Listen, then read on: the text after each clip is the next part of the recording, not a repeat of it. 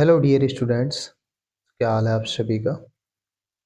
उम्मीद है कि आप सभी शानदार जानदार ज़बरदस्त होंगे और घरों पे तैयारी कर रहे होंगे।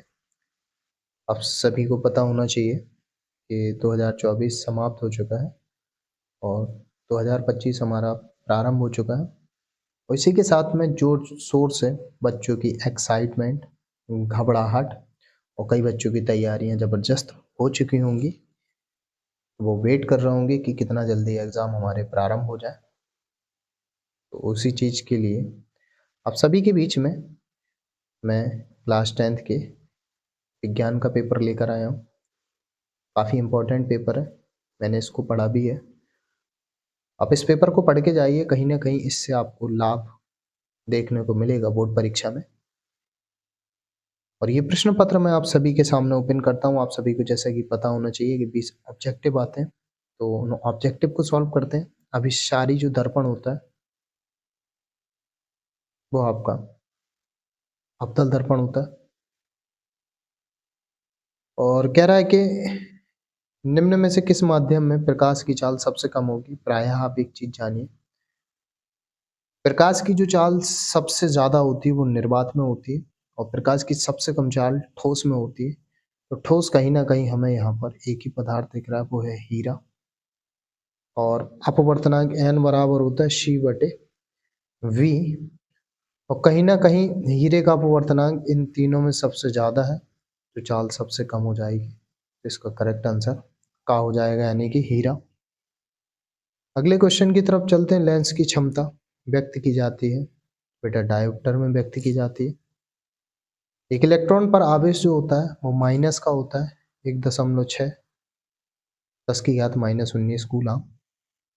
याद रखिए यहाँ पर प्लस और माइनस दोनों दिए गए, तो माइनस वाला होगा, इलेक्ट्रॉन पे आवेश की बात हो रही है।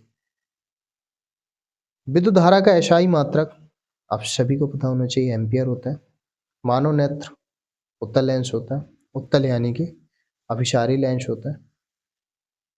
विद्युत चुंबकीय क्षेत्र की तीव्रता की जो इकाई होती है वेबर प्रति मीटर स्क्वायर होगी। वैसे टेस्ला गॉस भी होती है, न्यूटन प्रति एम्पियर मीटर भी होती है। मार्स गैस पूछा गया तो CH4 मैथेन को ही कहा जाता है। प्रति ऑक्सीकारक मतलब ऑक्सीकारक के विपरीत मतलब अपचायक, ऑक्सीकारक के विपरीत यानी कि अपचायक। अब यहाँ पर देखेंगे ये जो रिएक्शन है किस प्रकार की है, तो कहीं ना कहीं ना तो ये संयोजन है ना तो उदासीनीकरण है। बाकी यहाँ पर देख सकते हैं प्रतिस्थापन तो है और अपचयन उपचयन दोनों हो रहा है, तो रेडॉक्स भी है। ये वाला हो जाएगा, इसमें थर्ड कर लेना, वो 4 दिख रहा, तो गा नंबर हो जाएगा पहला तीसरा। दांतों के इनेमल दंत बल्क में कौन सा पदार्थ होता है? कैल्शियम फॉस्फेट है ना। एस्टिक अम्ल के कितने प्रतिशत विलयन को सिरका कहा जाता है? 3 से 4% को।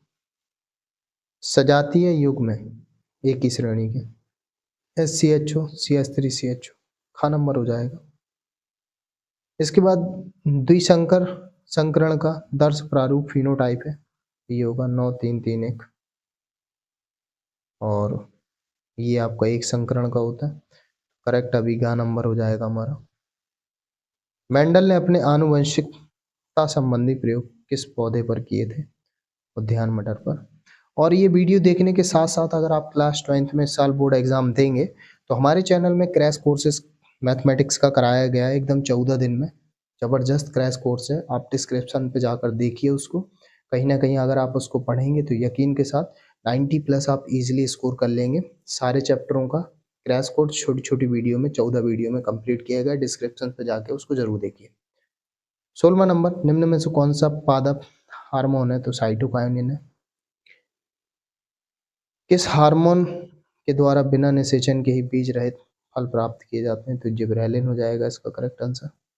स्त्री में आर्तर चक्र पूरा होता है तो ये 28 दिन होता है, 28-29 दिन में होता है।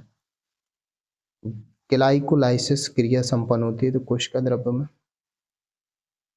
ठीक है। इसके बाद पित्रस श्रावित होता है यकृत से। बाकी कुछ इस तरीके के खंडवा में क्वेश्चन सिद्ध कीजिए। विद्युत बल्ब का सामर्थ्य इसके प्रतिरोध के व्युत्क्रमानुपाती होता है। चुंबकीय चित्र रेखाओं के गुण, ये क्वेश्चन है चित्र वाला, आरेख वाला क्वेश्चन देख सकते हैं आप। ठीक है, सिंपल सिंपल क्वेश्चन। नेत्र की समंजन क्षमता, दूर बिंदु, निकट बिंदु, कांसा किन धातुओं का मिश्रण है, एसीटोन एस्टिक अम्ल के आईयूपीएसी नाम, भर्जन निस्तापन में दो अंतर, एस्टरीकरण साबुनीकरण, एथेनॉल, संक्षारण, लिंग निर्धारण का गुणसूत्रपात, बाष्पोत्सर्जन, प्रयोग द्वारा सिद्ध कीजिए। प्रकाश संश्लेषण के लिए CO2 आवश्यक है। तंत्रिका कोशिका का नामांकित चित्र, मनुष्य के पाचन तंत्र का नामांकित चित्र तथा पाचन क्रिया को बताइए।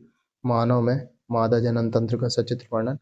और कहीं ना कहीं ये क्वेश्चन इंपॉर्टेंट है, नर मादा जनन तंत्र को जरूर आप स्टडी कीजिए। ठीक है, मनुष्य का पाचन तंत्र आपका काफ़ी इंपॉर्टेंट क्वेश्चन है, ये भी बहुत पेपरों में पूछा जाता है। और आपका एक ये क्वेश्चन जो दिया हुआ है लिंग निर्धारण, ये बहुत इंपॉर्टेंट है बेटा। तो ये सारे क्वेश्चन इंपॉर्टेंट दिए हुए हैं, इस पेपर को आप ज़रूर स्टडी कीजिए और इसके प्रश्नों को ज़रूर पढ़िए। ठीक है बच्चों, बाकी क्रैश कोर्स की लिंक डिस्क्रिप्शन पे दी गई है, आप उसको जाकर जरूर देखिए। ओके बच्चों, बाय बाय, टेक केयर।